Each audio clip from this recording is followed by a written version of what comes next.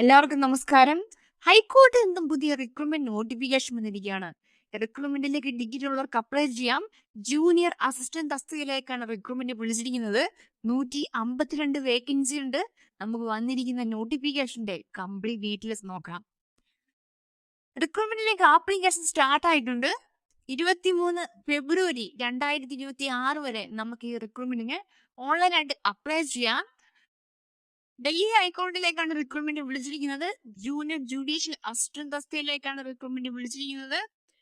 152 vacancy ഉണ്ട്.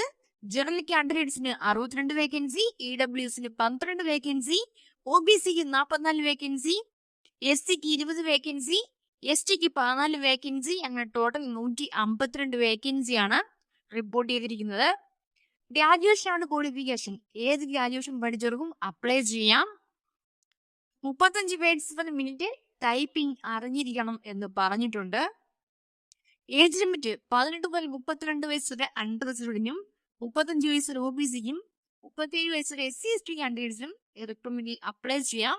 2/1/1994നും 1/1/2008നും ഈ date ഉൾപ്പെടെ ജനിച്ചവർക്ക് അപ്ലൈ ചെയ്യാം. ഇതിൽ നിന്ന് 3 വർഷം OBCക്കും 5 വയസ്സിൽ SC/ST കാൻഡിഡേറ്റ്സിനും ലഭിക്കുന്നതാണ്. റിക്രൂട്ട്മെന്റിലേക്കുള്ള എക്സാമിനേഷൻ ഉണ്ട്. ഡീറ്റെയിൽസ് ഒക്കെ നോട്ടിഫിക്കേഷൻ കൊടുത്തിട്ടുണ്ട്. എക്സാമിന് സിലബസും കാര്യങ്ങളൊക്കെ നോട്ടിഫിക്കേഷൻ കൊടുത്തിട്ടുണ്ട്.